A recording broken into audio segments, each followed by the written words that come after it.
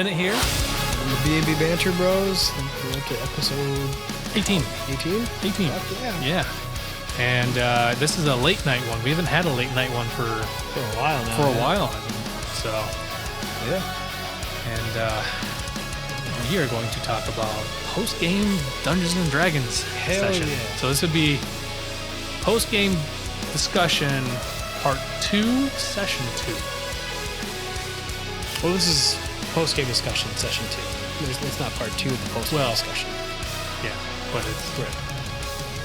Yeah, session 2. As Kaylee would call it, it's episode 16 and 3 out of 4. Remember. Yeah, she couldn't figure that out. Couldn't figure out 3/4, so it's episode 7 and 3 out of 4. What?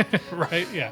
Anyway, yeah, it's session 2 of the post game. So we had what was it? 2 weeks ago.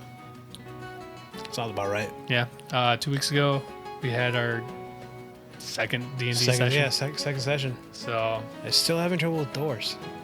Right. Yeah. So, let's just dive into it. So Aram, since you're the only one that can really speak for the rest of you, other than me, such as they were.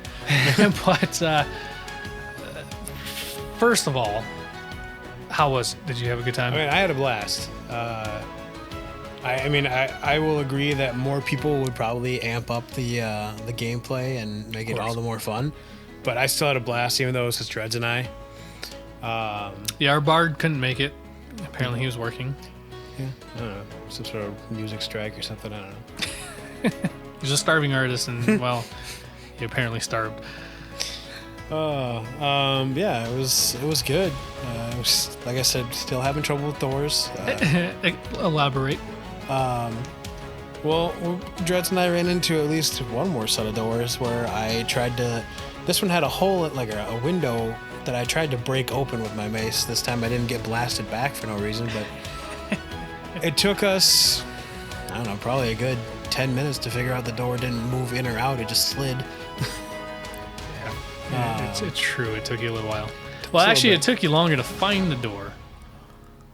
Yeah, I mean, well, yeah, because we just walked the circuit of the outer area of this thing, not realizing to look up where the door might be. Right, or maybe split.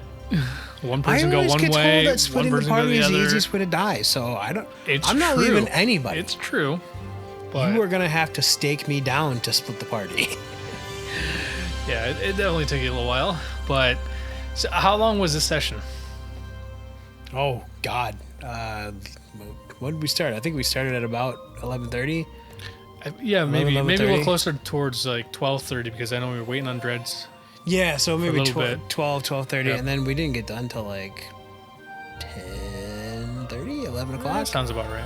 So yeah, not quite. I think we ran right to the end of when we said we were going to be done. Yeah, I know that we took maybe an hour break because Dreads had to go to a doctor's appointment. Yep, so I think me and you got some food and some beer. Yeah. When Dreads was giving blood. Yep, I think that sounds about right. I don't think we took any other big breaks. No? I don't think. No, actually, I think we did pretty good. I mean, maybe some pee breaks, but for the most part, we did some solid playing. So, yeah, we played for all day, as usual. That's the way I like it. And was it anything that you anticipated? Because I asked you in the settle down now. I asked you in the karate chop my microphone. I asked in the pre-game podcast discussion if what you anticipated. We definitely made it to where I was hoping to get. So we made it to the city. We talked to the king. We got through all that part, and now I'm trying to remember how much further we got after. That is. Right, you guys are leaving We're leaving town. Okay. So, yeah. For some reason, I had this worry that we did more afterwards that I could not remember. Nope. I was like, did I have some sort of stroke? Nope. The way that we ended it was you guys are leaving the town. You are stocked up. You have a cart and a donkey, and you are. Yep. You guys are getting ready to leave and back into the endless forest. Right. We have to go find the witch. Yep. So the quote unquote witch. Yep. So before we go too much further, let's talk about how we entered the game. So we entered. So the first session ended after we fought the Wild Pack. Is that what they were called? Yep. Yeah. The Wild Pack. And who are the Wild Pack? Who are the Wild Pack? They are shape-shifting bandits. Who basically can turn. They're were bandits. Were bandits. Were Yeah. bandits. Shape-shifting were bandits. Yes. That's a mouthful. Yeah. It makes it a bigger pain in the ass. And once again, you guys got so lucky. It was way above your pay grade, but you came out victorious. And you definitely got the experience for it. Reminds me of the ant that's super bad. When like, Fogel, why are you smoking cigarettes with those cops? Because I fucking rule. Right. All I know is my plan failed and my rolls were not good, but your guys' it was entertaining. That's for damn sure. I'm gonna be totally honest. I think we may have misread one of my spells when I did it, because I don't think Dissonant Whispers was just supposed to make him run for an indeterminate amount of time. I think he was just supposed to run as far away on the map that he could get from me, like the area that we were in. Yeah. So I think that was supposed to be what happened, but it worked out in my favor that you just made him take off. Well, either way, if he was to even run, 2 hours for that matter, that would bring him quite a distance. So yeah. And given that he's a were creature and he was in form, That's valid. he can run fast and far.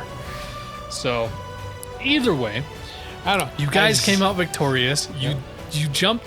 You fucking just skipped from. You went from 1 to 3, level 3. So like you didn't even. Which was good for me because I get such dope shit. Right. At the level further 3, you go, yeah. As a warlock. I know Dred's was pretty happy too. Yeah, the thing I took at level 3 was the Pact of the Tome, because you get a pact. There's the Pact of the Blade, the Pact of the Chain, and the Pact of the Tome. And so basically, the other two are whatever, but what I liked was the Pact of the Tome. Basically, I get a grimoire that gives me 4 more cantrips that I can pick from any spell set. Like, it doesn't have to be a warlock. It literally, like, I can pick from any list, and I can get 4 more cantrips.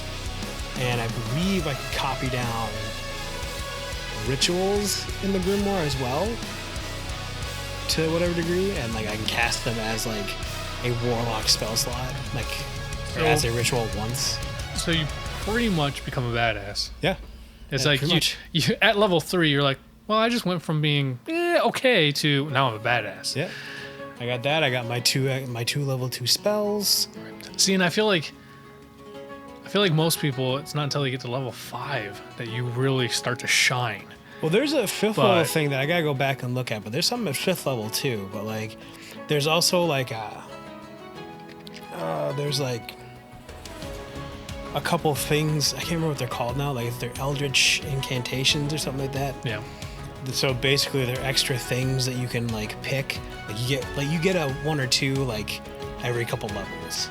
So like I think the 2 I picked, like one of them basically gives me like dark sight for 120 feet. Oh yeah, you can totally use that. So I can just couple times. Yeah, if I had remembered that I had, like it was on like the 3rd page of my fucking character sheet, which I never looked at.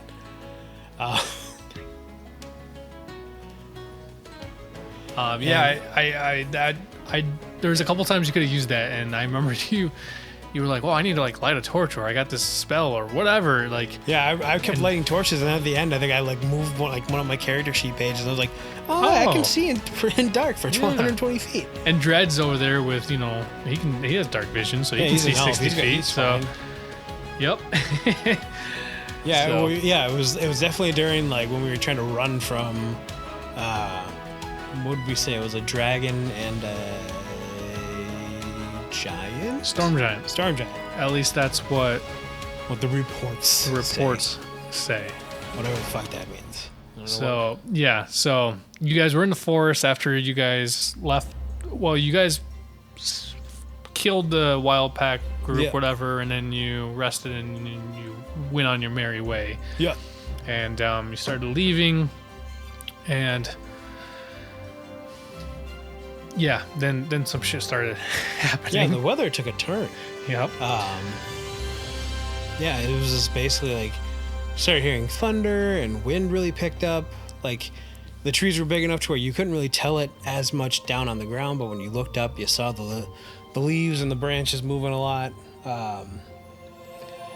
But yeah, and then like the thunderclaps started getting closer, and then they seemed far away, and there was mass confusion as to what the hell was going on. So, from my point of view, here's the scenario. All right, so it was a battle, and I thought I was doing a pretty decent job at making it pretty obvious that there's a fight going on. I think we spent about an hour, if not longer, Dreads and I had no clue. trying to figure this out, and you guys just had right over the head. Right over the head. You're like, oh, well, apparently it's getting closer. Oh, well, now it's not so far. Well, I still think it's getting closer. We should run away. Oh, well, now it's super close, and now you just fell on your asses because a giant fucking earthquake just happened, but you guys just couldn't piece it together. Couldn't piece it together. And I was just itching. I was like, I think I had something in my hand at one point. I'm sitting there just like twitching it, or just like, come on, guys, come on. Really? I think we Come maybe got on. close when I thought I saw something like in the air, and Well, and apparently I either failed horribly at describing how large this thing fell and how far away, because you were like, oh, well, we saw what it was. No, you didn't. You gotta remember where you are. There's trees, and I had to so it was explain a it black to you. figure. I was like, okay. Right? I had to explain it to you, and then you're like, oh, yeah, I guess that makes sense. I'm like, oh, Jesus Christ. But, yeah, that was... Oh, and then what happened? What happened there? Remember what happened to your poor little back? Oh yeah, I fell on a rock. I feel like now thinking back, I think you were punishing me for some reason. Maybe. Not my fault, damn it. Hey, I just let the dice roll the way they roll. That's very and true. I just... I just did not roll in my favor at the time that I No. fell over. Well, because I was consistently making you guys roll dexterity, Yeah. and yeah, you just failed. I think you got a 1 at that point. So I was like, well, shit, you just... It's definitely single digits. I don't know if I got a one. I might have got a one. whatever it What was. I I'm got? like, well, I have to make it worth that low number. And I was like, you just flew in the air and landed right on a rock on your back. So, and then I had you and Dreads' character, so Finn. So I had your character and Finn. So Brandon and Finn like piled on top of each other at one point. So It was, yeah. And then it finally we were just like, well, let's fucking dip. And we just ran. you know, eventually I gave up. That's what happened. I'm like, you guys just aren't gonna fucking. You're not. I don't know what the figure it fuck we out. were going to do about it anyway, even if we knew what it was. What the fuck do you think? I'm going to fight a dragon and a storm giant? I had a plan. Yeah, you had a plan with the wild pack too. Yeah, it's true. And you guys fucked that one up. You just consistently. I mean, once again, that's your guys' job. Yeah. You're supposed to fuck up all the things I worked very hard to come up Yeah. with. And I don't know who the fuck. I don't know who in the right mind, two guys our size, sticking around for a fucking. I almost call it a thunder giant for some reason. A storm giant and a dragon fighting in the air. Like, we're gonna do something. Well, here's the thing I wanted you Like guys throwing to do. bricks in the Grand Canyon at that point. What I wanted you guys to do, is, once again, you guys completely failed.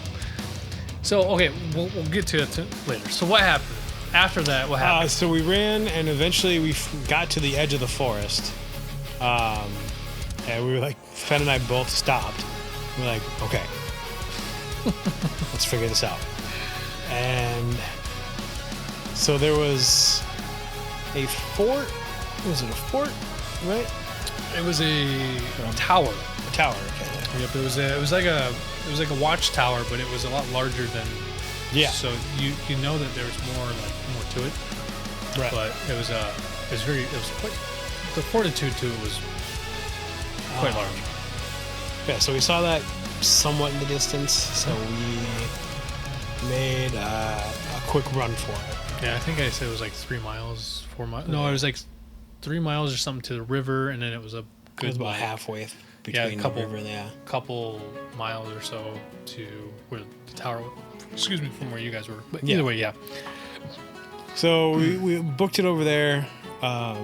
Could not find a discernible door on the floor. On the ground. The door on the floor. Would have been helpful. Couldn't But make it that easy for you. Even if I did, you Probably would have walked right over it. Like, nope, Right. nothing to see here. Eventually, we looked up and noticed a pulley system. So there was an elevator, essentially, that... Well, quickly describe the size, like the magnitude of this tower, if you can remember. I'm trying to remember. I think it was a couple of city blocks, right? Yeah, so I compared to like 6 city blocks city or 6 blocks like around this neighborhood, like a suburban neighborhood or whatever. It's about 6 blocks. It's very 6 large. block radius. Yep. So it was quite large, and it was about 30 feet. 30 feet up to the top. So basically, there's tower, and then there's a wall around it that's like enclosed to the tower. So the wall is about 30 feet high. And then you get the roof. Yeah. And it's probably about a 10-foot difference, so about 40 feet from when the tower meets the roof. Right. Yeah. And then yeah, I think what we say 20 feet up from that was the door. Maybe. It roughly might like have been 60 less. feet up maybe is it was the like door. 10 feet from it. Yeah, I don't. Yeah, 50 or 60 feet up from the ground. It's about 50 or 60 feet up is the door. I think I said it was like the size of like a 12-story building. Yeah, it's about 120 like feet. that. So about 60 feet up puts it about halfway up the tower. Yeah. So that's about right. And yeah, so the elevator was out of commission. So I used the slippers of spider climbing that I somehow remembered I had. Yeah, you didn't use those the first time you tried to get to a high top entrance. Yeah. We won't discuss that anymore. I'm not going to talk about that fucking day. Listen to the other. Yeah, go listen to the other Post podcast D&D. and listen to how much trouble we are getting in the first fucking door. But anyway, so I walked up the wall, and I took Dred's rope with me. He had about a 50-foot hemp rope, so just enough like extra length for me to tie something off. There was it just like a piece of like a gargoyle or something like that was broken off that I was able to loop around? It was like an eye hook, but it was like a little hook that you would be able to tie something on, but it was Couldn't like an remember eye what it hook or was something. offhand. But so I tied it off, got Dreads up, and then Which was kind of a challenge at first too, because neither one of us are notoriously strong. well, no. So Dredge's character, I mean, it's very appropriate for Dredge, but Dredge's character Finn is a elf rogue. Half elf? No, he's full elf. Full elf rogue. He's a high elf? Yeah, high elf. Yep, and who likes weed, pretty much. There's no other way to put yeah. that. Like, he likes to smoke, his herbs. And so he decided he was going to toke up a big old fatty when he was walking around the perimeter. So by the time he gets to this point where you guys are trying to pull him up, Smoke himself stupid. he literally couldn't figure out how his body worked. I think he rolled like a 2, and I decided to go, you don't really understand how your body's functioning. Just right like now. try to lean on the rope. Yeah. And then eventually he gets up, but So yeah, it took some finagling, and then we got him up, and then and like I said, there's another 20 feet up to the door itself, which had a balcony, I guess would be the right way to say it, or a little... Not a balcony. So, I mean, without talking about the elevator, Right. pretty much, it was just, you had space in the wall. So it was just a cutout. It was flesh. Oh, okay. It was a cutout, but you just had like 4 feet by 4 feet of room in this little like cubby. Well, that don't make no damn sense. You had to have something come out, because there was no way that elevator was going to fit, right? Well, the elevator has to come down to the ground to get people off the ground, but doesn't have to come in. That's you remember when we talked about that, is that you realize that this elevator doesn't go to the ground, so there has to be something else, some other way to make this work. We kind of discussed that. I don't remember if I gave you. I don't think we got just too passed specifics through. in it. Yeah, we may have just passed over it because you guys. Yeah, I was like, it's useless information at that point. Right? It can be the most vital thing you need to know about what's going on. I think we're good. The explosion over there. Yeah, it seems fine. But yeah, so eventually, I walked up to the entrance, found a way to attach a rope at the other end of, like, it basically... Stop hitting your microphone. Sorry, God. I'm talking with my hands on an audio medium, which is the best part of this. So walked up, found a way, like I left the rope attached to the eye hook down there, and then walked up with the rest of the rope, and basically made it so it was tied at both ends. So he had like one taut rope to climb. Yep. It was loose enough where, it wasn't going to break, and yet it was tight enough where he could shimmy his way up. Yeah. But basically, like, he tested it before he climbed it to make sure it wasn't going to come undone, untied it from the bottom, climbed up, and we just pulled the rope up afterwards. Yep. And then there was a door. Now here's the history of the group and doors. We're notoriously bad at doors, especially locked ones. Yep. Specifically locked ones because I have no patience for it. My character has no patience for it. My character doesn't stand a lot on social cues and does not deal well with frustration. He lived as a hermit, so he doesn't deal well with other people. You play your character fantastic, so which is great, but also not on purpose. whatever it is, it's working, man. So just keep I probably will continue to play that way, but just keep doing it, blindly doing it, whatever it is that you're doing it. So, we look at the door. Was it locked? No. Okay, I couldn't remember. To you guys, yes, it was locked. You guys just couldn't figure it out because it wasn't a typical door. Yeah. And I put that in quotations because it's pretty typical, but once again, typical. You guys have the worst time with figuring out. You could put doors like the DeLorean on it and we wouldn't have been able to figure it out. No, that's pretty elaborate, but no, yeah, you wouldn't be able to figure it out. So I know Dreads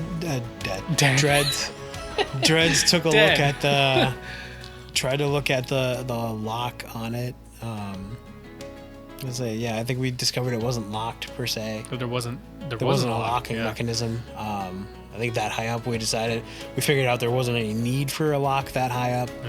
Yep. Door wouldn't pull in or out but seemed loose. As I said earlier, there was a window that I basically tried to use my mace to, I tried to break it open so we could see inside. Yeah, there's a little peeking window, doors have. And a peephole. Yeah, peephole. There you go. And but the old timey ones were it was a little door you had to pull open. You could see about 2 or 3 inches tall. Yep. So I tried to break it, and I think I succeeded on breaking it. Kinda. Yeah. You hit it where it smashed inward. Yeah. Which is all I really wanted. But it didn't come off or anything. I just wanted to be able to see in, but to make sure there wasn't anything on the other side that was going to fuck with us. Yeah, I don't think you really saw much though. It was dark. But I think also, I also think at that time. I could have if I had remembered I had dark vision. But I think at that time, Dreads figured out. Right around that time, Dredge was like, "Oh yeah, it does this," and I was like, "Well, fuck me." So, slides the door aside, and we entered. So once again, the scale of this place is large. Yeah. It is very large. It's a very, very big place.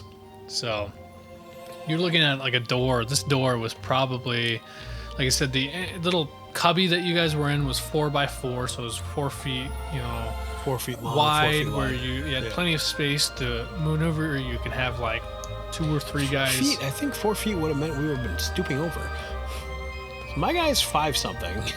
4 feet tall would have. No, not tall. Oh, depth okay. Wise. I was wait. No, you're looking at you were looking at a 9-foot door. Oh, okay. But you're just it's 4 feet. I thought to myself wait a minute, 4 feet? No, 4 feet wide, 4 feet deep. Over. 4 feet wide, 4 feet deep, and I think I specifically said is you can tell that there's probably 2 guards that would stand here, and they were the ones that so. Because there was just enough room, but not enough room where much would get past them. So so upon looking around, there's a floor around the outer edge of the wall, and there's a big hole essentially in the middle. And through observations, we figured out that there's a couple floors up. There is an elevator with cargo on it. So basically, circular elevator. Yes. Which is what did I say? 30 feet in diameter. Something like that. Yeah. Basically, just big enough to encompass the whole. Yep. So that you could easily on each floor you could easily move on and off of the elevator without much trouble. So you can actually take all the cargo off and on. And that's how they get things from floor to floor. Not to boast, but I think that was ingenious. This tower had an odd fascination with elevators, and I actually had this planned out too, and once again, you fucking ruined it. Yeah. You didn't even find out anything about this. Well, I can't say that. Continue. I don't want to interrupt. Continue. So Dreads and I decide, did we even make camp? No. We talked about making camp, and then I think we didn't.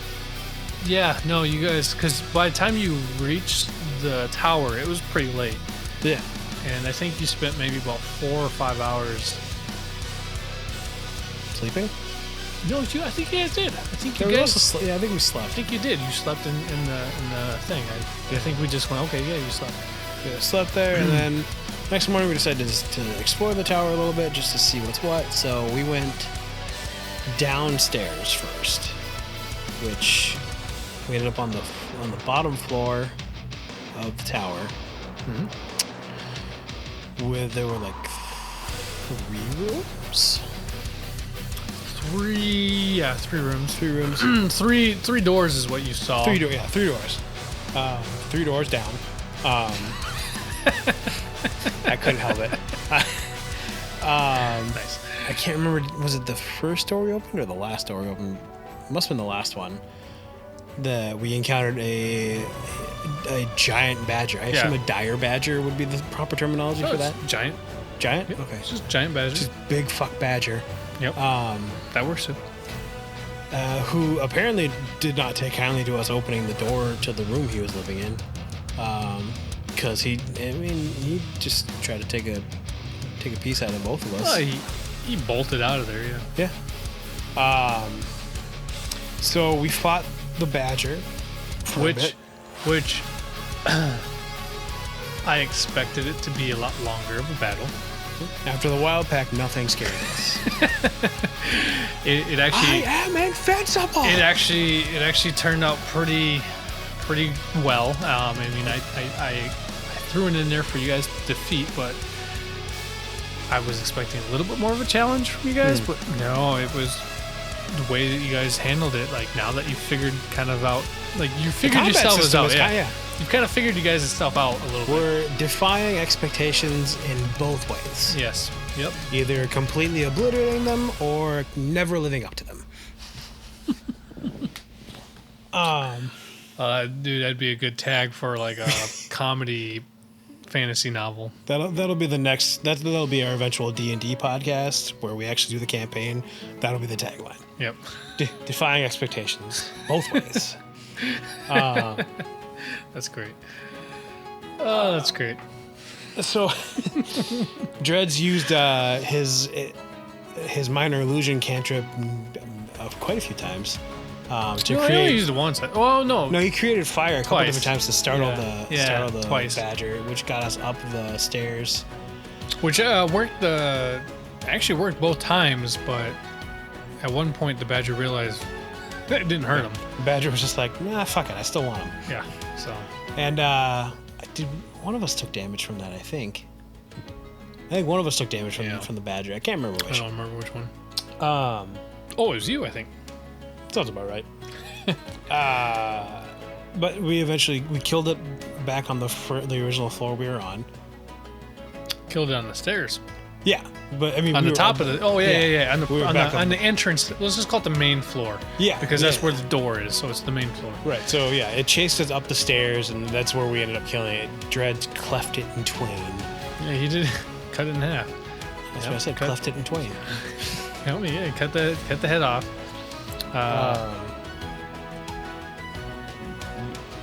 And then trying to remember, did we go back down? Yep. Okay, we went back down to explore the other 2 doors. Yep. And one of them we opened and thankfully didn't walk into because it was a trap of some kind. Because I feel like there were spikes on the floor or something. I swear one of them had a trap of some kind. It wasn't a trap, although if you guys were to have just blindly have walked in, which I was hoping you were gonna do, it would have seemed like a trap. As I said, defying expectations. Yep. It was a giant hole. And that took so the largest section of the tower had the largest door, which once again sliding doors. Yep. Took you a few minutes to figure that one out, but it clicked a lot sooner. Yep. Figured it out definitely. Oh, there's a theme to this. So literally we stopped the door like, damn. Yep. Another one of these? I think you used. No, it was either you or Dreads. Used some kind of energy like wind power thing, magic spell. And blew the door open. I used thaumaturgy. Yeah, and it blew the door open. It blew it open just enough where you could squeeze through. Yeah. So, So I think I looked at you, I was like, are these locked? Or something like that. And you're like, no. I was like, whoop. So, but given it was a giant ass door, yeah, it worked out. And so it only moved a couple feet just or a so. scotch. But I think Dreads walked in first, I thought. One of them. I don't know. Yeah, either way, it was a giant hole. It was a huge hole. Like, you could tell that it was like another barracks kind of thing where there was, some stuff. But for the most part, there's this giant fucking hole. Yeah. As soon as you walk in there. And once again, hoping you would just fall right into where I want you to go. No! I'm going to do things my way. And what do you guys do? Oh, well, there's a giant hole here. Let's go to the other one. Well, nothing to see here. Oh, God. Okay. So what happens? You go into one of the barracks or one of the other doors, and it happens to be another barrack with like the one right next to the door we opened with the badger. Yeah, and this is smaller doors, because it was split in half. But this one actually had, for the most part, pristine, just very, very dusty bunk beds, and you can tell it was just. We found some stuff. Yeah. We did find some interesting things. So here's the other thing that Dreads did. It shows you how much you guys actually pay attention. Dreads is like, he's a thief, so he's like, he tries to play both parts of like, I want to be adventurous and stuff, but yeah, and a stoner at the same time. And yet, I'm a thief. I want to, find some loot and, pillage shit. So I was like, there's like 13 footlockers all in here. It's like, are they all locked? I'm like, 8 of them are. Right? And he's like, I'm going to pick through them all. I'm like, all right, roll for the first one. Rolls for the first one. I think he struggles. He rolled again, finally gets it, and he stops at that one. He's like, all right, that's enough. There's nothing special, but he starts reading through a book, like a diary, and he's like, there's like multiple diaries in here, and he starts reading. Took him 3 minutes. He's like, my hands. And he didn't even go through any of them. He completely forgot. What we don't know about Dreads' character is that he has crippling arthritis. Glaucoma. So so he's like, first thing is, I want to go through all of them. All right, well, roll to see if you unlock. All right. He didn't even go through the 5 that were unlocked. No, he went through one of them, just one of them. I wasn't even paying attention to what he was doing. And but you guys did learn a little bit. Do you remember what you guys learned? Didn't he hand me like a piece of clothing? And yeah, you guys looked at a tunic. Yeah. At a guard's tunic. He like basically was like, hey, look at this. Pretty much exactly like, look at this. And there's a symbol on it and stuff. And I think one of you guys, I think it was you, recognized it as it was a symbol to the North Star City, which is the city closest to you guys. But it didn't look right. I think it was 100 years old. Yeah, we figured out that it was 100 years old. Like, I think between Dres and I, we did like a history check or something like that. And you guys realized at least like this is about 100 years old. Yeah, it was like it was a different version of the symbol. It's been modified since then, and there was talk of like a coup they tried to throw at some point. So Dreads decided he wants to read through the diaries, and so don't ever let him in your house. And that's why I don't keep diaries. And he starts to read them and boring shit, but then he realizes like, there was a whisper and going around rumors Vicious rumors. that that the king of North Star City was going to be overthrown, or that there was something going on there, conspiracies essentially, and apparently it quickly excited you guys and then quickly died off, because you pretty much just went right past that and went, well, it's not our problem, let's go away. Like you usually Just do. file that It's a into motif. shit we can do with later. The motif in this group, man. I try to give them all the things that they need to, and they just can't figure it out. I think what I'm gonna have to do is have you guys re-roll intelligence. Hey, we didn't show up to do side quests. Well, you're not gonna make it past the main quest if you don't do the side quest. I'm gonna tell you that right now.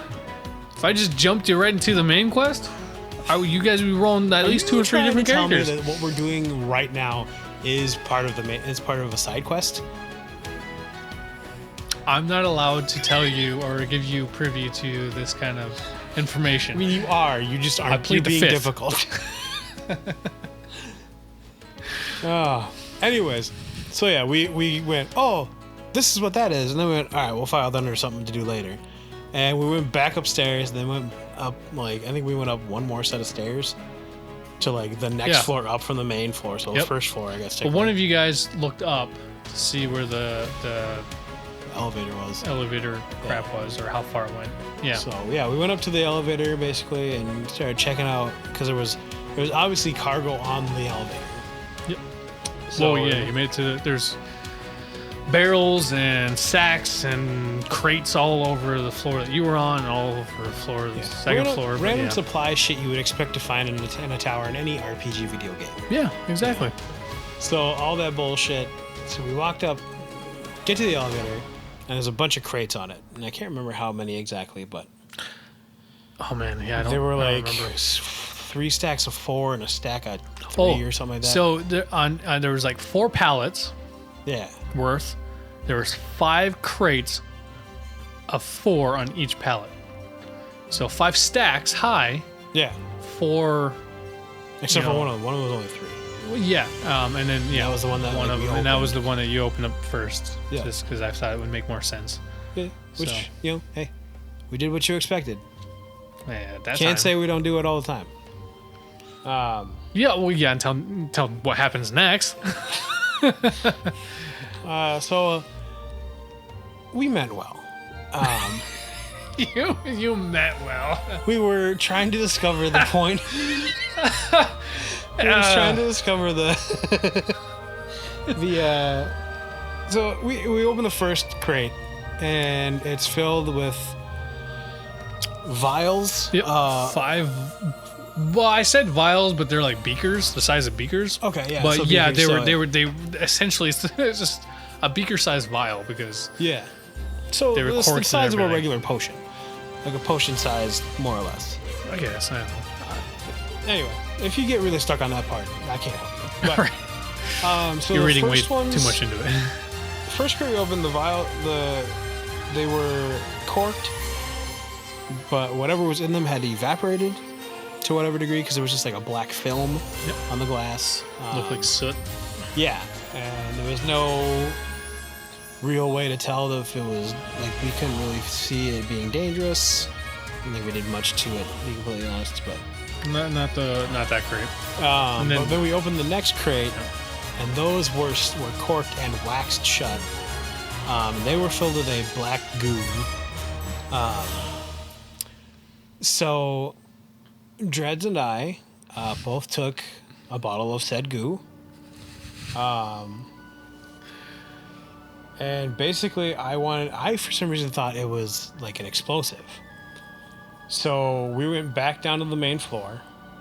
I walked out the door, was standing on the little outcropping, and I just threw it out into the field. Because essentially the field around this place was barren. Like it was just dirt for, I don't know, like... It's because you can tell that there's it's where people walked and carts ran, and it was just a very active area, and it was cleared out for space. And So I threw mine out there, and there was no explosion.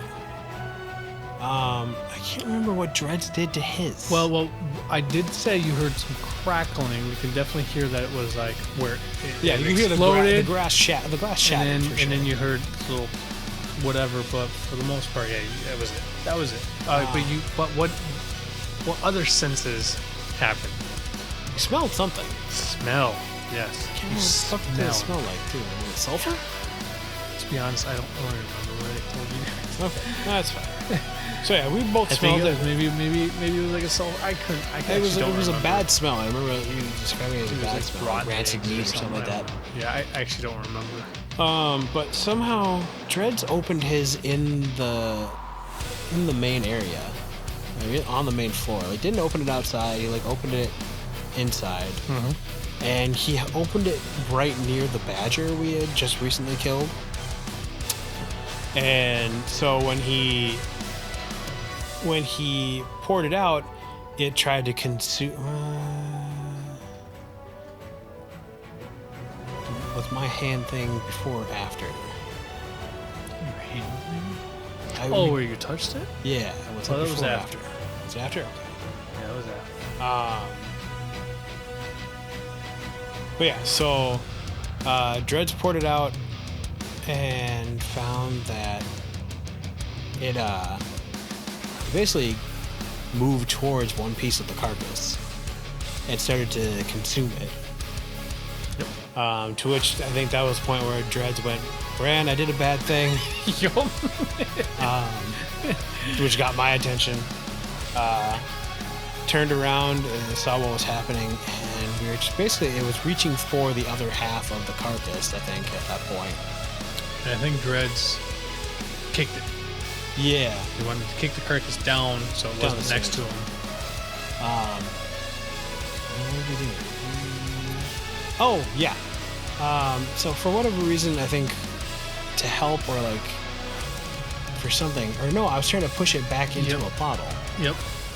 You put it back in the bottle. Right, yes. And then for whatever reason, again, we meant well. So we were just like, well, we can't leave this shit around. Help. So after it consumed the first half of the badger, we got the other half away. It basically went back to kind of the stuff that it was originally, like the black goo. Yeah, I think one of you guys went down to see what happened to the badger, and I said it consumed it all. Yeah. Yeah. So now it was just liquid. And that's when you picked it up. Well, he started. Somebody used a magic hand. Yeah, he was using mage hand to try and put it back in. Was having trouble, and I used my black hand to for whatever reason, we found out later why, but my black hand was able to touch it and it didn't react. So I used my black hand to help put it back in the vial, and we decided that we couldn't really leave it, and so I told Fenn to back up, and I think we used Holy Flame. You used some kind of flame. Yeah. And then what happened? Well, I mean, first of all, has anyone seen Evolution? Yeah. So that's what this thing is. Essentially, it basically just got bigger because I added heat to it. Sacred Flame, that's the name of the spell I used. I used Sacred Flame to try and smite the bottle, and it instead blew it up in terms of it expanded the way yeast does to dough. Yep. It's actually that's exactly what I was thinking. And by the way, I've got a picture to show you later that you'll laugh at because of that. And so upon seeing that and it coming towards us, Fenn and I basically backed out and closed the door. Yep. And went, okay, we'll come back to that another day. Yep. And then we got back down, and remembering that I had thrown my vial out there, went to go find where that ended up. I found it, and instead of using Sacred Flame, I used Chill Touch, I believe was the spell. Yep. I don't have any of my stuff in front of me, so I'm trying to remember all the shit I have. Yep. No, you used Chill Touch. Yep. I used Chill Touch, which made it seize up into almost a more solidified form. Like a chrysalis, yeah. Yeah. And then I hit it with my mace. I think, was that what I did? No, you use that power wind destruction blow thing again. Somebody did. I think it's Dreads.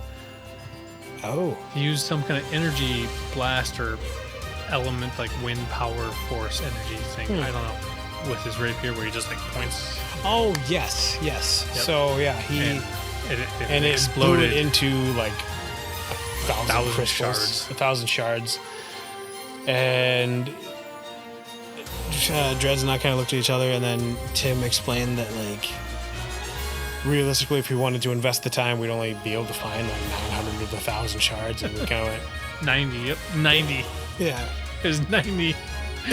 I rolled the die. I rolled a 2d10. Yeah. And you would have only been able to pick up or at least find 90 shards. Right. And Dredge and I kind of went, well, this is a problem we'll have to come back to. Yep, we'll come back later. Just sweep that under the table. We're very much sweep that under the table kind of guys. Oops. Right under the rug. Yeah, nothing happened. What was the other? I feel like we figured out that the badger had dug its way into that room that it was in. And I don't remember if we did because we fucked that up so bad, but I at some point wanted to make sure that whatever was in the tower didn't get back out through the hole. I don't think we addressed that. No.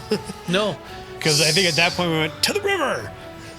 At that point, you both were just like, well, it's kind of not our problem anymore. Somebody's going to have to deal with that. That somebody is not us. Yeah. You moved forward. At that point, you just moved forward. Well, we tried. That was my point to say, Fran, I did a bad thing. Right. But yeah, so we both, made things worse and better. Worse while trying to make things better, I should say. You made things worse while trying to make things better, but you learned something. Yep.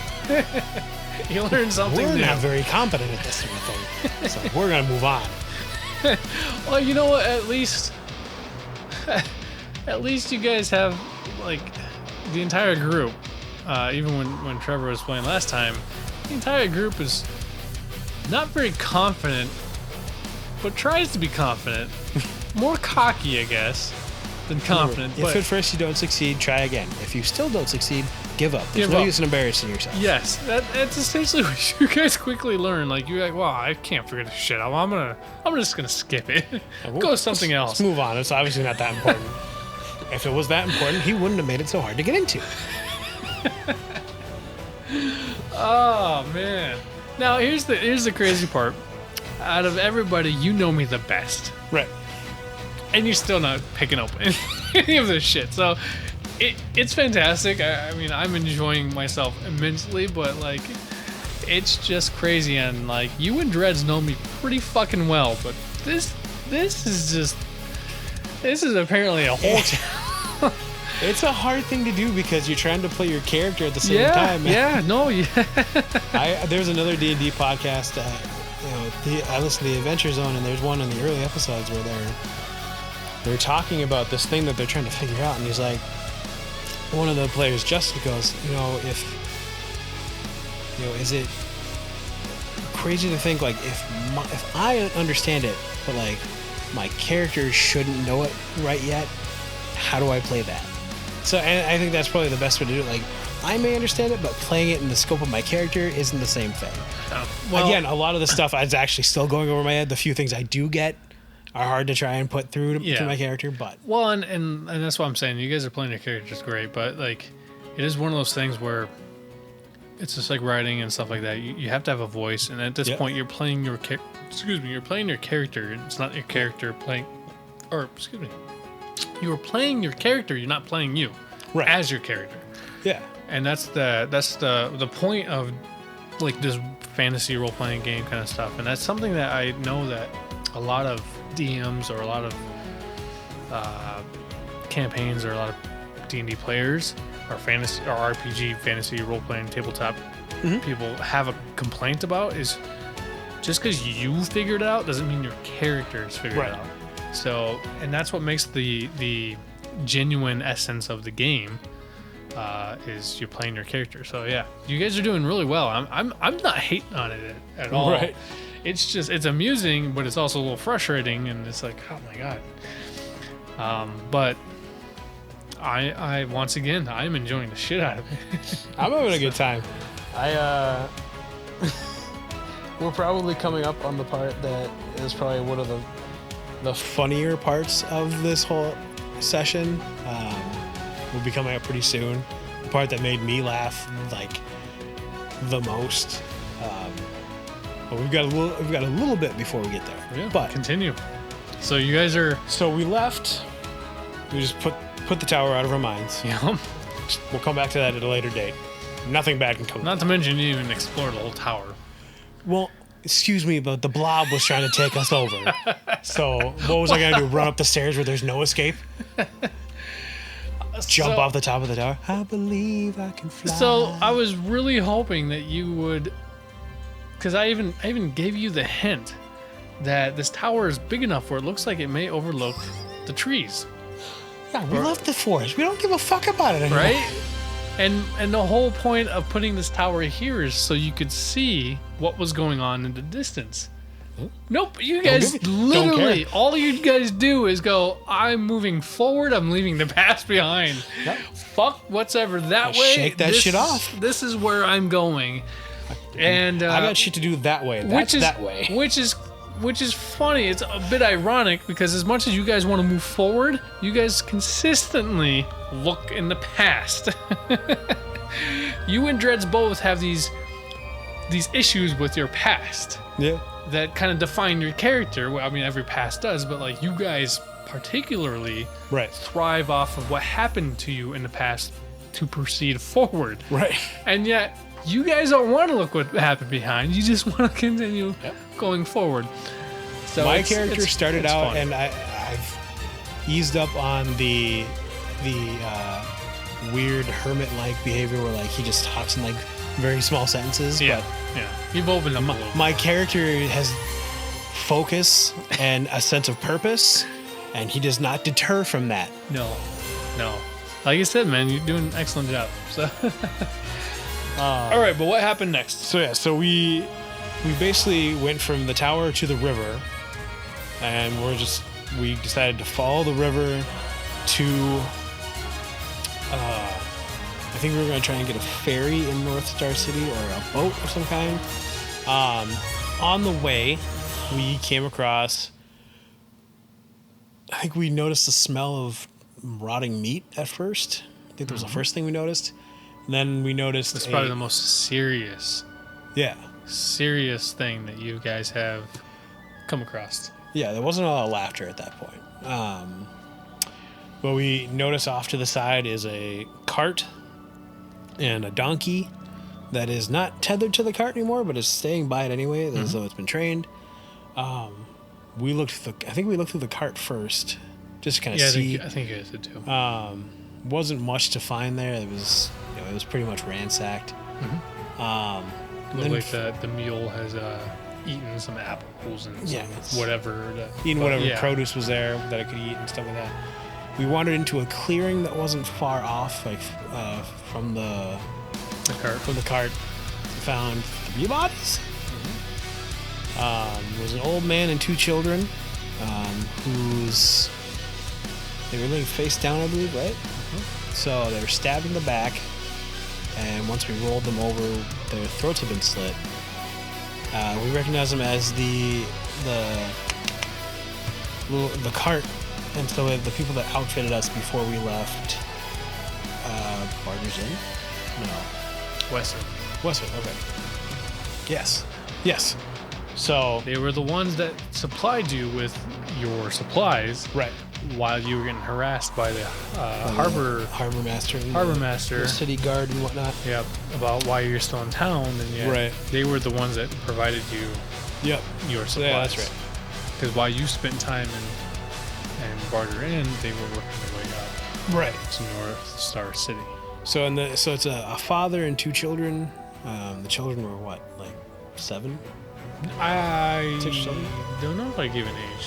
I don't think you did either. I think I pictured them as like I being did say small children. Maybe I did give an age. Maybe I said like 8 or 10 or something. Like they weren't. Something like that. They were close in age, but not too far apart. But yeah, old enough to kind of be helped. Yeah. So yeah, they're two there's a young boy and a- kids. yeah, boy and a girl. Apparently I decided to take great offense to this. Didn't want to leave them where they were. Didn't want to just leave the bodies to cook in the sun any further. So I decided we should burn them. And then it became a discussion between Dreads and I about whether or not that's a good idea. Well, I think this is probably the only time that I've stepped in away from the DM and kind of advised you otherwise. Which I think I did it mainly just to kind of Continue the story. story. Dreads and I were at an impasse on it, I Yeah, think. because at that point I didn't have anything else planned of what would happen, so I'd have to improvise a little bit more. And at that point, I was like, I kind of want to keep the story going. Yeah, for So sure. I stepped in and suggested, because I believe I told you, think about it this way. Yeah, I think he basically said like whoever did this may not be that far off. And And the wild pack is still out there, so I was like, okay. Or the fact that if you start burning fires or making fires and burning bodies, that smoke would lead to something. And Yeah, that's Yeah, valid. so he tried basically to said be- there's any number of reasons why we shouldn't burn the bodies. So Dreads and I left the bodies, and then proceeded to we basically took the cart. Till we got the mule. and the mule. Yeah, we didn't just take the cart. I assume people would have assumed we took the mule too. But You never valid know. Valid enough. Especially with you guys. A mile down. Why won't this fucking cart work? Oh, we should have grabbed the mule. Oh, bright idea. Oh, fuck it. Just leave the cart. All right, well, yeah, Yeah, continue. so we took... Basically, so we get to North Star City. What? No, continue. Yep. So we got to... we didn't even get to North Star City. We got to... If you go to the Facebook page, you'll see the map. And so we're on the left-hand side of the river. So we got to the bridge that leads over the river to North Star City. What happened even before then? No, I left this entirely up to you guys and what you guys were going to do. Oh, Dreads' so we passed by an area which would have been where Dreads' hometown is. And because he's not on the best of terms with them, we didn't want to deal with them too much. So basically, Dreads hid in the back of the cart with a bunch of shit over him, with like a blanket over him and something else. Nope, not even a blanket. What do you put over himself? He just put a burlap sack over his head. Where did he get the burlap sack? Did he just take? Because take it that was from it something? was in the cart. Oh. There's some stuff that was holding some like old produce or Jesus. something like that, and there was just a couple bags of burlap sacks that were in the back of the cart, and that was about it. Which is funny because I would assume that you guys had like camping gear and shit. Yeah. But I think didn't I suggest that we just lay the tent over him or something? possibly. thought we did, He's or like, like- well, I'm gonna put the burlap sack over I my had like head. a moment of lucidity and was like, put a sleeping bag or something over so you look like a mound of shit. Yeah, Like- he's just like, I'm gonna put a burlap sack over my head, and hopefully we can skate by without being Hopefully noticed. no one notices. Anyway, so we quickly move past there because at this point it's just a human driving a cart and no one made any whatever about I it. even rolled for that one. I didn't even. Like I said, I left it purely up to you guys and chance. Yep. And all I did was I rolled, and I rolled to see the difficulty that you guys were going to cross, and I rolled to see if anybody made a fuss. And I determined on between what numbers. If it was a higher number, okay, somebody realizes, what's awkward. Lower Right. number. Pure luck. So, yeah, you guys got. Say what you will, luck is on our side. Oh my god, yes it is. It's not on mine. Thank God for that. I should start just throwing the dice aside and going, all right, this is what's going to happen. Just put in that random number generator on your computer. Right? Anyway, so we get past that, we get to the bridge, and Dreads and I talk about whether or not even bothering going to North Star City. I think part of the problem we had was because we realized that the tunic was from North Star City, Yep. So we didn't want anyone. I think part of me didn't want anyone in North Star City knowing we had been to that tower. That may not have been a big part of it, but I feel like that was. Well, that, and when you guys got to the, so here was the thing. I gave you guys pretty much a trident up the road, not a fork in the road, more of like a trident. Yeah. There was like 3 ways that you can go. You could go across this bridge, which eventually would lead into North Star City, which isn't really where you guys were wanting to go. Right. Or Dredge suggested that you go around the forest and take the bumpy road. just like tall grass and nothing else. Like, Yep. or you can the conditions you would think a wagon would do really well in. Right. And then I suggested against that. I think it was the other time I stepped in and said, well, okay, here. Well, that's this is going what to take would happen. twice as long. Right. It's really think about this. You know. And then you had the path, the clear path, which looked very well traveled through the forest. But I guess I should have saw this coming because you guys were very discouraged about going back into the forest. And no, we did that forest shit. That wasn't fun at all. And Dredge was pretty set on going around the forest. Even though it was going to take twice as long and you had no idea what would happen, he was pretty dead set on going around. Yeah. Can't remember. I think we just finally, I was like, we should just take the short path. Yep. I think we figured out that like the short path or the clear path through the forest was going to take, 2 or 3 days, whereas the tall grass was going to take us a week. Like a whole week, yep. I was like, let's just take the path through the forest. And so, yeah, we did that, and we figured out that it was actually well-traveled. It's guarded. We saw guards along the way. When you got closer to the capital, it definitely became more like secure. Yeah. And then we got to town, or to North Briggs. Yes. Yep. Got to North Briggs, then proceeded to ask a guard where to go for an inn. He rudely and unhelpfully just went, that way. To which we went, okay. We drove in, and there was a sign not 20 feet from the guard, apparently, that said, this way to the inn, essentially. Yeah. So we went, okay. I tried to make it fairly easy for you guys. Right. I mean, you and entrances, Yeah. Thank God this one was open. I don't know what we would have done if it had been closed. Well, we're not getting in here. So we go to the inn.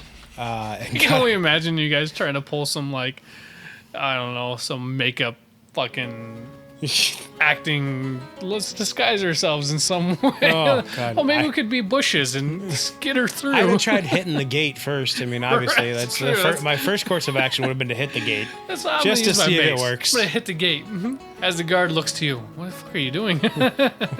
Why? Can't you see it's closed? That's fine. But so we go to the inn and get a room for the night, and I go to sleep. Because you're human. Because I'm a human. Dredge is a high elf, so he only needs to meditate for like 4 hours or something like that. Something like that. So he's meditating. Well, at least he meditated for 4 hours. Yeah, that's it. Yeah. I'm sleeping. At this point, it's a running gag that my character never gets a full night of sleep. Something always happens. So while I'm sleeping, Dredge is meditating. He looks out. I can't remember how far. About a football field away, I think you said. It was about 100 yards. 300. I don't know. Yeah, it was a long time. I think I roughly said about a football field. Yeah. So it was a good, decent. Right. So Dredge saw somebody, like a silhouette, didn't say an actual person, saw a silhouette standing on a building about 100 yards away. Could be crouching. Crouching? Is that what he was? Yep. Something like that. Because at one point, the figure actually stands. Stands, okay. That's right. I missed that part. I was asleep. Yeah, you were asleep. So Not Dred's that like you could see that far anyway. right. Hey, I've got dark vision for 120 feet. You didn't know that though. He was in the moon. It was a silhouette. Anyway, so Dred's, as for whatever reason, I think he just like did the old like with his fingers was like, come on, like trying to coax it into coming further or closer, and or acknowledge. He basically that's how he acknowledged that he saw the figure. Well, he did. I don't remember what happened. He did something different, I thought, at first, and then he tried to instigate, Like taunted it to come he closer or something like that. Well, he tried to wake me up, and I was like, that's "Go what it back was. to like He go back woke to you whatever up. you were doing." Yeah, he woke like- you up, and then I saw nothing. you went back to sleep, and that's when he decided to provoke. Yeah. And then the figure did some Dragon Ball Z shit, and like did some weird hand gestures and full arm movements, and then shot a laser at the building. I assume at Dred's, but I don't know if I can't remember if he missed or if Dred's dodged it. Dred's Finn dodged it, Yeah. and it Blew a hole in the building, which blew a woke me hole up. into your door. Yeah, into your living quarters. Right. Blew the whole wall where the door was, Yeah. and So then woke me up, and then we basically like, all right, well, it's time to go. and then he did it again. Oh, that's right. Yeah, yeah. And then he blew a hole into the wall that was on the other side of what was Yeah. once your door. So There's 2 holes. we skedaddled pretty hard out of that room. And when we went down, we were gonna get out of the inn, and the innkeeper basically started yelling at us, saying that we started something. You We blew his it up. building up. And he like wouldn't like leave us alone, wouldn't let us leave, and so Dred's cast an illusion on me. At the same time, I used I think I used thaumaturgy to like make my voice 3 times as loud. Yeah. And I yelled something at him, and he fell over and hit his head, and knocked himself out and was bleeding on the floor. So it basically looked like we murdered. So Some guards were coming at that Yeah, point. he had called the guards. So he had ran, said, "Oh, you destroyed his building." He had ran and started yelling for the guards. And since the guards weren't that far away, they Yeah. heard. And he was at the door, downstairs in the door. And then you guys came over and tried to intimidate him pretty much. And Yeah. just And say so, it's not your yeah. fault. So The- Dred's cast an illusion spell, firewall or whatever. Yeah, he cast an illusion to make fire appear like above my head or something. And then you use this loud voice thingy. I made made my Amplified your voice 3 voice. times as loud using thaumaturgy, and just said, like, get out of the way, or like something, or leave us alone, or something along those lines. I said one thing. It was and he just like, enough. Yeah, it's just enough to kind of like disorient him and spook him to a point he tripped over something and hit his head. Hit his head. So the guards saw this, saw Dred's using magic, didn't understand that I had used magic as well. Nope. But saw Dred's using magic, so quickly arrested us. Yep. And charge you for killing. Yeah, tried to charge us with murder. I was saying I think I said I'm supposed to see the king. I have a letter. And they did they knock Dred's out? Yeah, they Yeah, knocked him out. knocked him out They hit in him one right in shot. the back of the head. They tried to knock me out, and I resisted the first one, so it took a second crack to knock me out. Yep. But at that point, I was saying, I have a letter. I'm supposed to see the king, and They just ignored it and yep. hit you in the back of the head. Yeah, so they knocked me out eventually too. So move on from there. Dredz wakes up in a cell, stripped of all his belongings except for his pants. Thank God. Well, yeah, whatever consists of undergarments that he has. Yeah, they basically had him in his skivvies. Yep. I think he used the term skivvies too. Very possibly. And he, what was he? Was he chained? Yeah. He's chained to the wall. He's basically got a length of chain that gives him. Basically, he can get to about within 3 feet of the Door. cell. The Yep. cell, yeah, the entrance to the cell. Yep. So he's 3 feet from it, so he can't actually like make an escape, which is actually kind of a clever way to do that. Yeah. Let's tell me. So he's I created it. he essentially spent the next little bit trying to like figure out where he was, trying to figure out if he couldn't see into any of the other cells because basically it was a circular area and each cell was carved into the wall of this like circular cave. So he couldn't see into the other cells except for the one way across from him. So he couldn't tell if I was hurt or anything like that. So he used message, I believe. Whatever it is that he can do telepathically. Yeah, I think he it's just message. like points in a direction. And if he focuses, he should be able to. The same thing Trevor did the other time. Same thing. Yep. So, but he ended up talking to a cat for a while. Well, he didn't know it was a cat, but yeah. Yeah, he didn't know it was a cat, but we eventually figured out it was a cat. He carried on a small conversation there.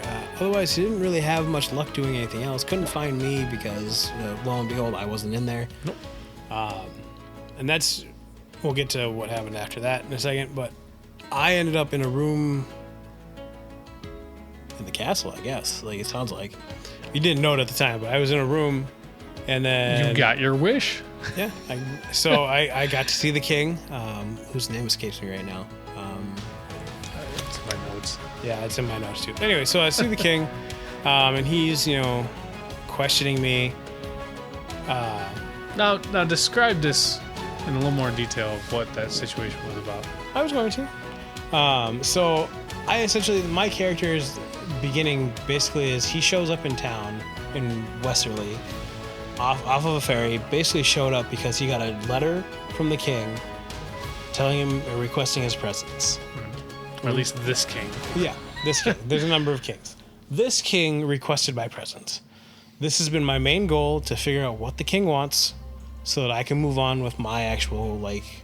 My life and what I feel I need Whatever to do. it is that you need What to do. I need to be doing, which is, keeping the old ones at bay. keeping the old ones at bay by collecting all the other artifacts and, keeping them hidden. So he's sitting in a chair, looking at me, and he asked me why I'm here, and I said, I basically tell him, I have a letter. And he's like, yeah, I know, but why are you here? I was like, I have a letter. And did I give him the letter, or did he already have it? He already had it. Okay, yeah, that would make sense. My clothes are still on, but Yep. essentially all my other stuff is gone. All your other stuff is gone. But you I'm at not least have your standing in my clothes. skivvies looking at the king. Not that I think it would have fazed me as much. Because you didn't use magic That's true. that they saw.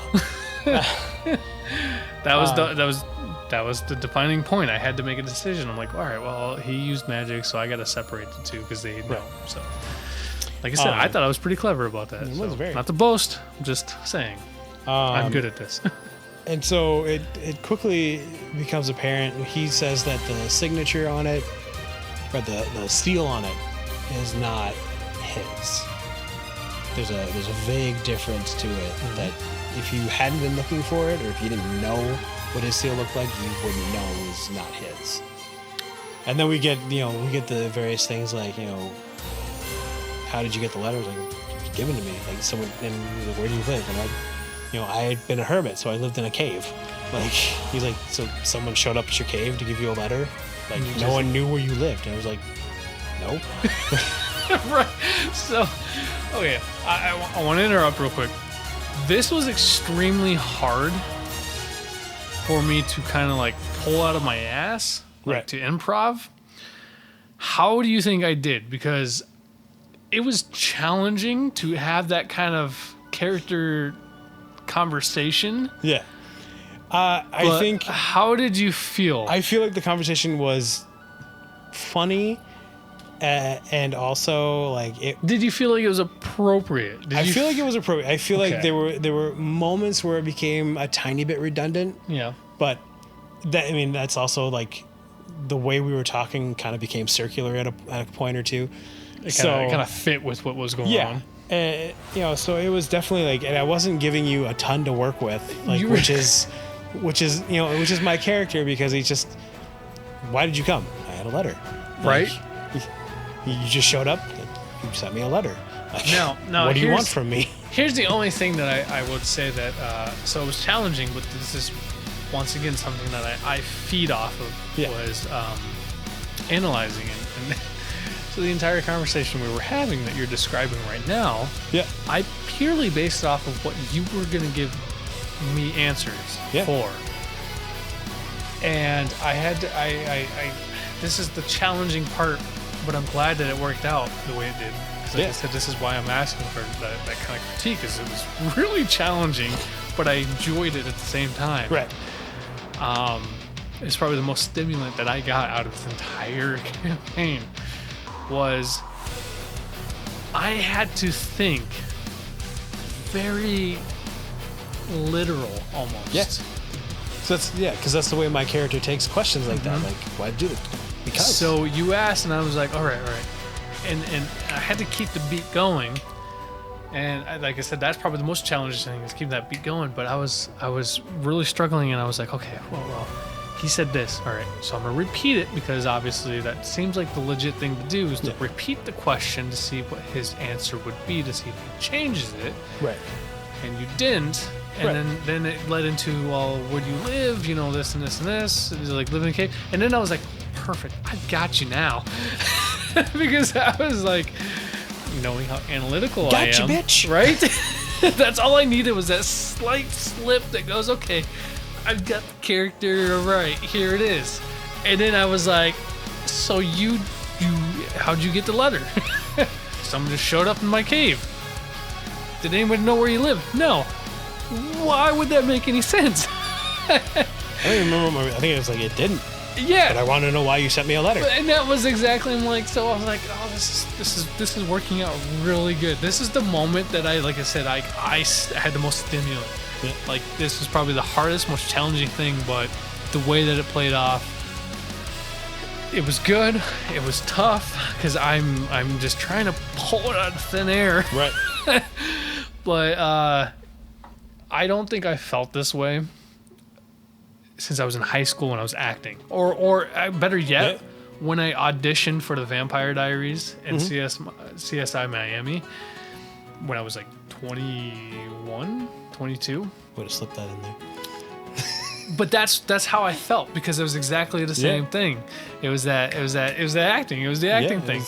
For sure. This is what Matt Mercer must feel like. I assume, yeah. Every fucking moment, every second, because he's fantastic. But it was challenging, and by far, it wasn't the greatest character. It's not the greatest scene. It wasn't the greatest thing, but it was the most challenging thing I've had to do.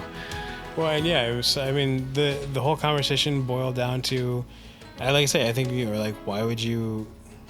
Like, why would that make sense? Like, it didn't, but I need to know why you sent me a letter.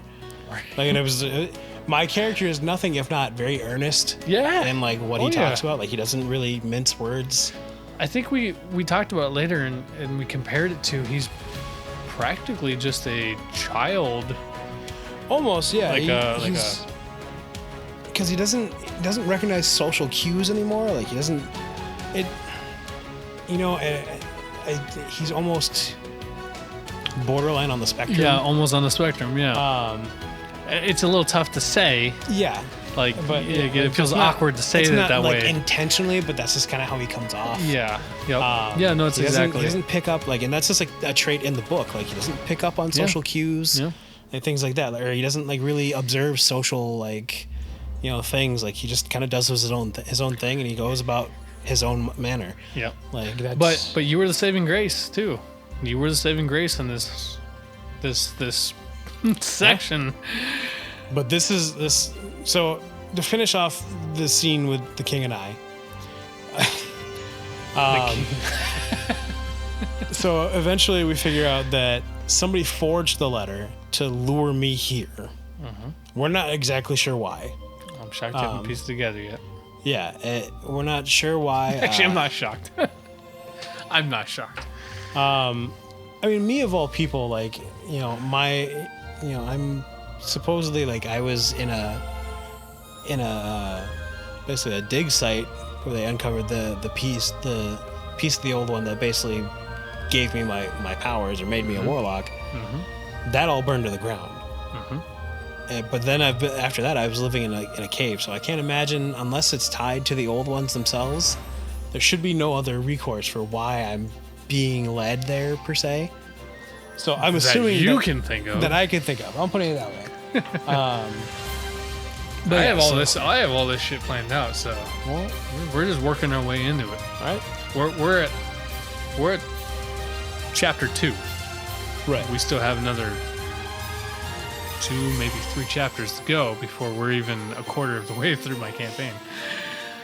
But yeah, so figured out that it was a forgery. And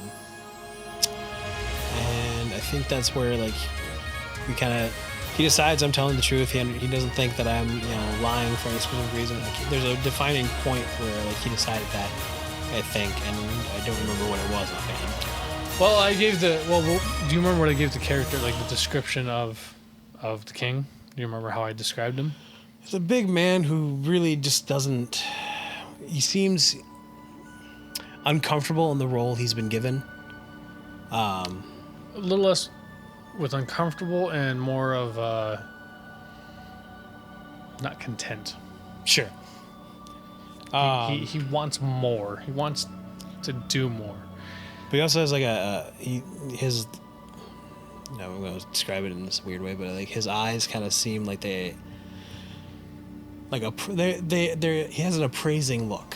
Like, and he seems a good judge of character. That's kind of what he's known for. Yeah. Is he's a fair, good judge of character. Yep. Strict, but not unfair. Yep. Yeah. And I tried to give him the description that he is a warrior. Yeah. At heart, and it shows, and nothing about it says otherwise. Like Right. you wouldn't want to take this guy one-on-one. Like, but that also gives him the experience that he needs. That he is put in this position of being a just king. I know you said the reason he decided to talk to me was because I resisted enough to that I needed to take a second blow to the head before I went out. Yeah. Yep. And that was why he decided to talk to me. That it took a little bit. Yeah. That you. Yeah. Exactly. And So, I mean, other than a strange thing happening in the city, right. yes. Right. And that's why you were in the room and not Dreads. Dreads. Because Dreads used magic and he didn't know you used magic. Right. That's essentially what happened, but yeah. Anyway, so going from that, the next thing we saw, or we basically endeavored into, was Dreads. This is where Dreads talked to the cat, even though he didn't know it was a cat. And then Once again, it was challenging, but I tried to have fun with it, and I thought it was interesting. I tried my best to portray a cat that he could talk to. Yeah, I don't know if I did a good job, but it's fine. at least I feel like it worked. It was a moment of comic relief, if anything. Dredge's response. Oh. I was like, oh, okay. He accepted defeat so quickly. Anyway, so after But he made up for it. After he gets done talking to the cat, a guard and the king. No, it was just the guard. Sorry, guard, which we figured are golems. Well, it was just one, but it was Gollum. Yep. Yeah, comes down on another fucking elevator. Exactly the same as the one in Yeah. the circular elevator. And he Dreads tries to talk some shit to the golem. It was like, get me out of here, let me out of here, and shit like that. And Gollum did, which I think surprised Dreads more than anything.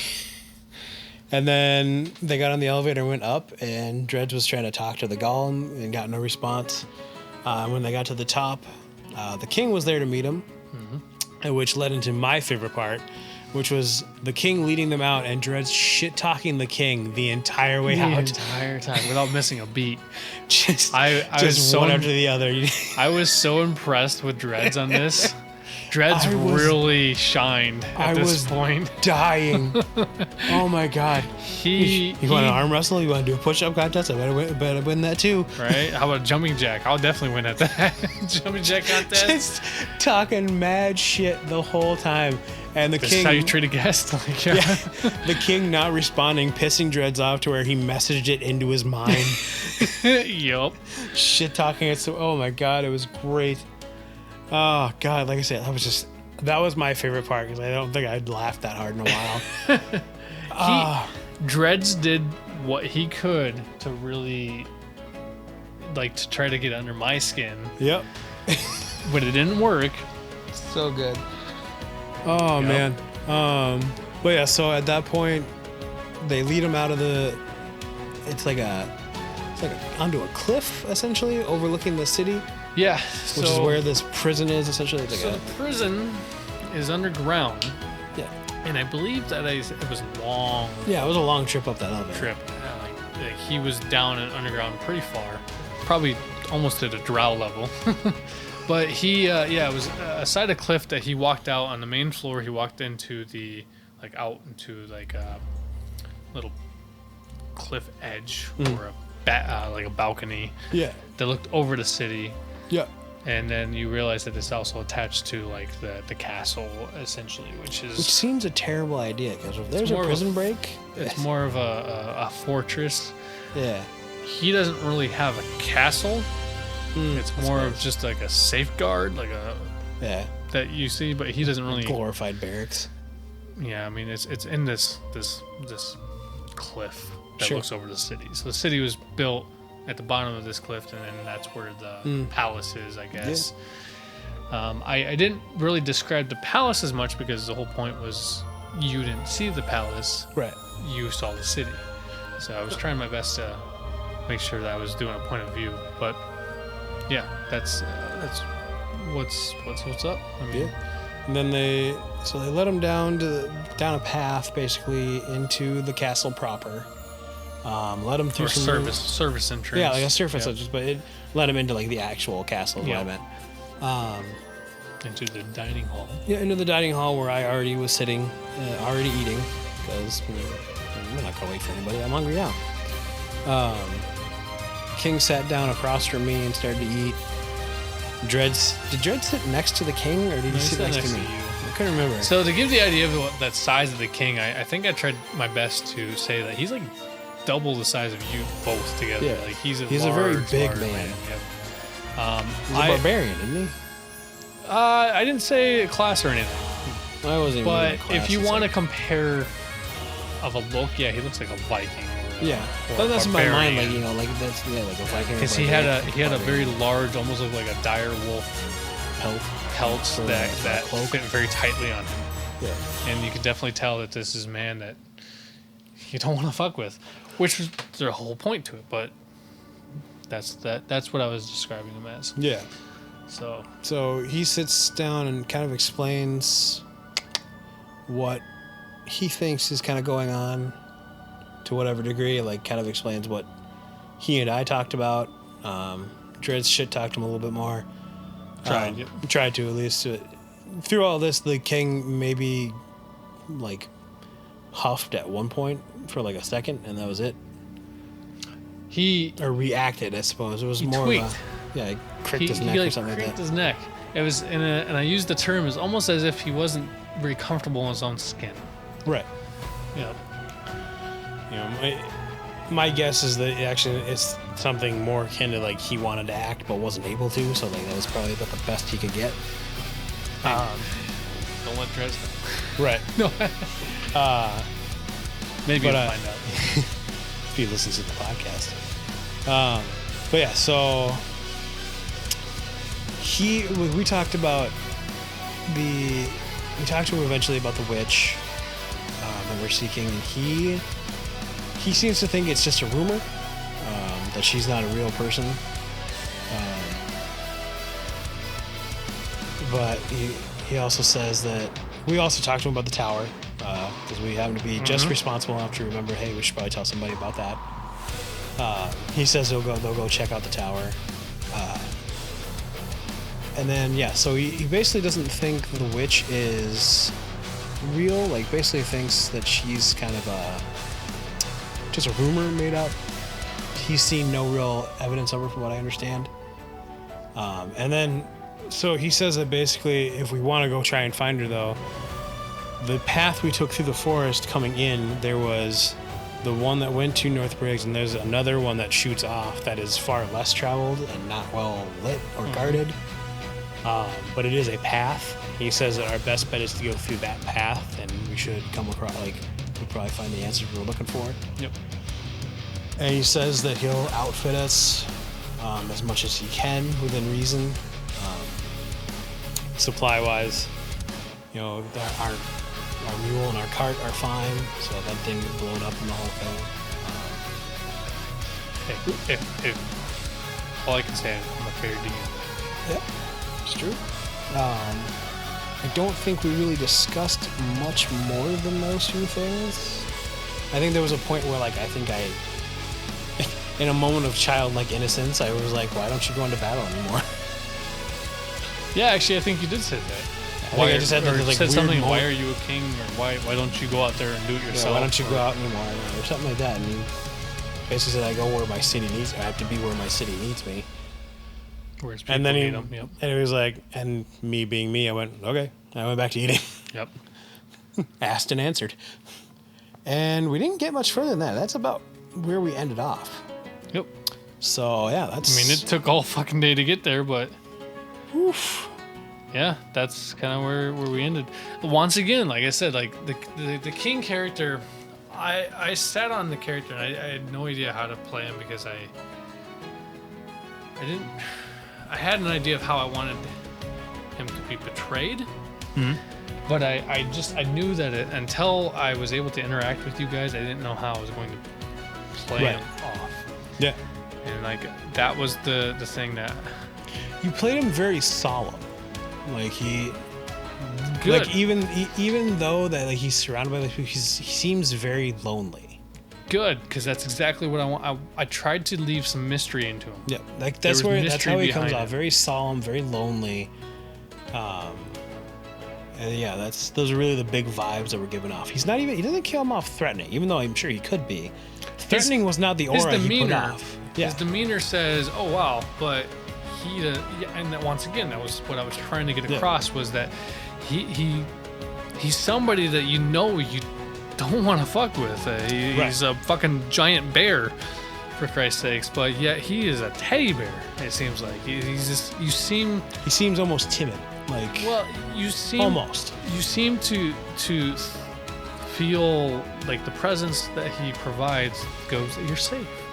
Mm-hmm. That he's not misleading. He's not lying. He's not trying to trick you. He's exactly what you hear. And I think I said that exact same thing. You feel exactly how you hear these people talk about him. He's a very just and fair king. Yep. And the only difference is that when you physically see him, you see that, my God, this man has seen some shit. He's very weathered, but yet it doesn't show that he's by any means not done. Yeah. He hasn't given up on anything. He's very capable. Oh yeah, in every sense. Like it seems in any way, shape, or form, like he comes off capable. Yep, but regardless of what you're looking at, he just hasn't had to for a while.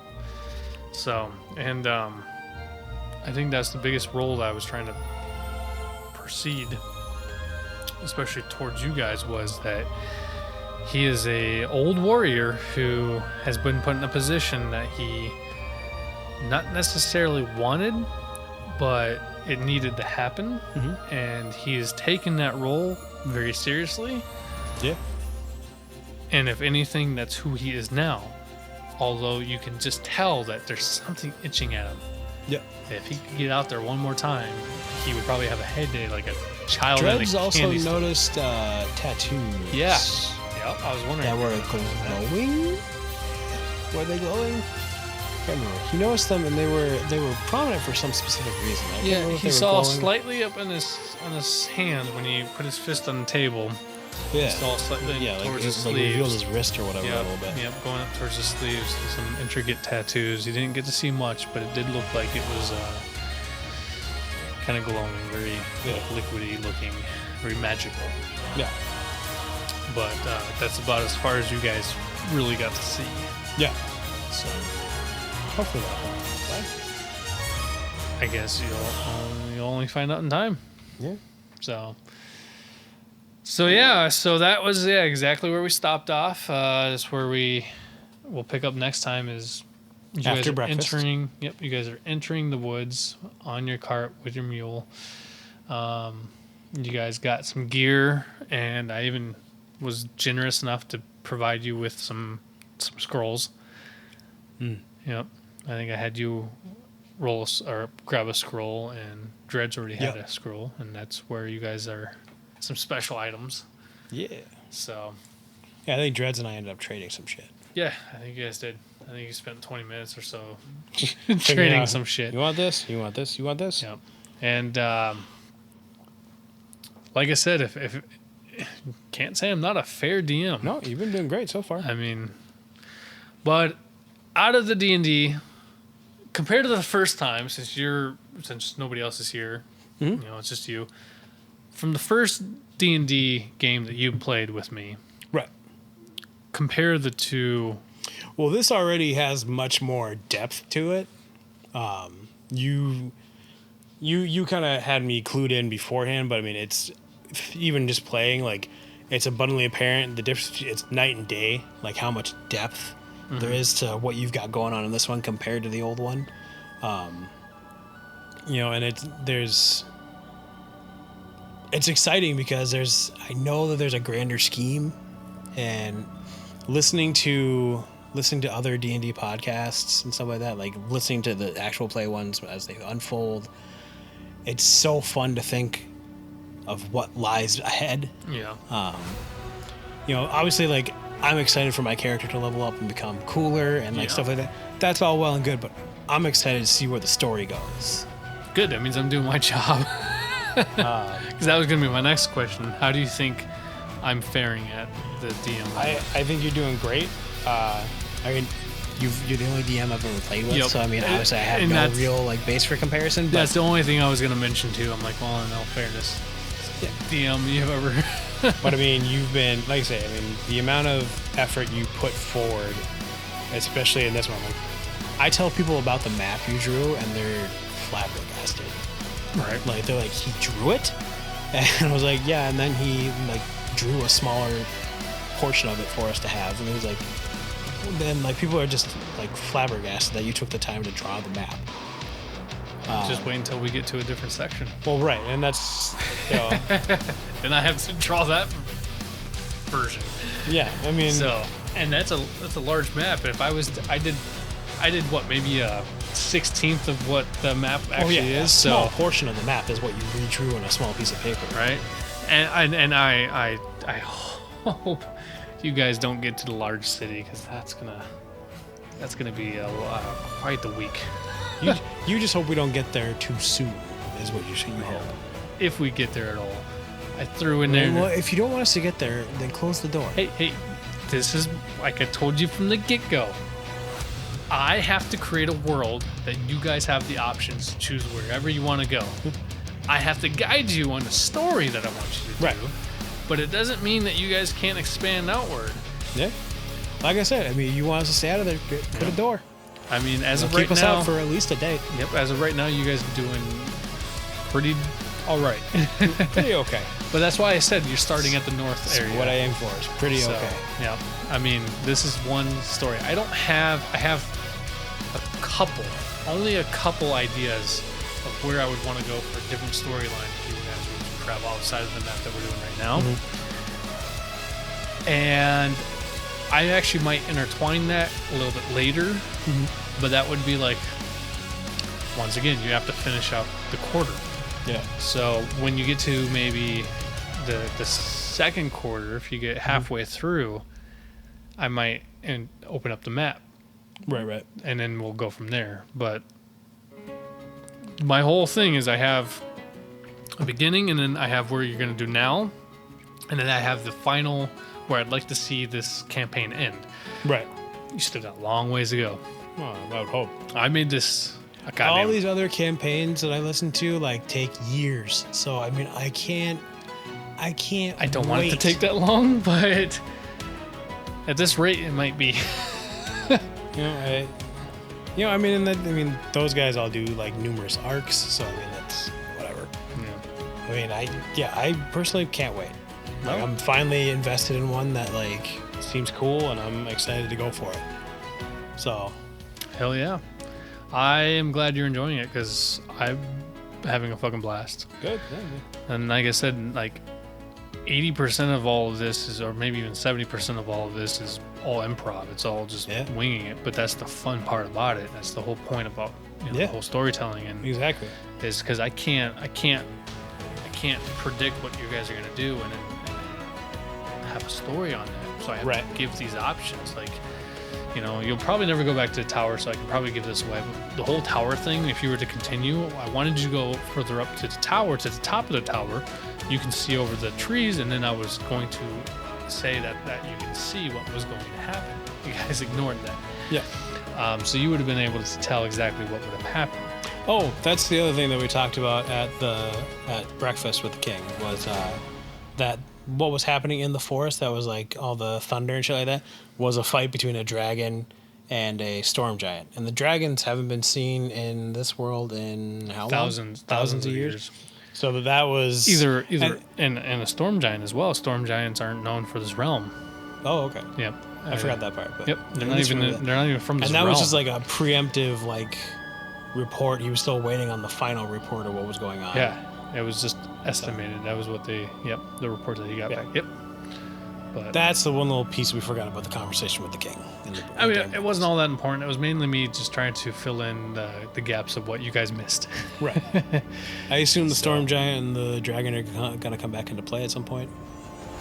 Guess you'll find out later. I'll assume at some point. I mean, the dragon's going to have to sit on me for me to really realize it's there. But that's true. You guys are going to have to be smacked in the face before you realize, there's something here. What's this? Looked up and saw something flying over the trees. Big bird. Right? Dreads thought it was some kind of monster bird, monstrosity. I kept calling it a rock, which is like an old monster seagull.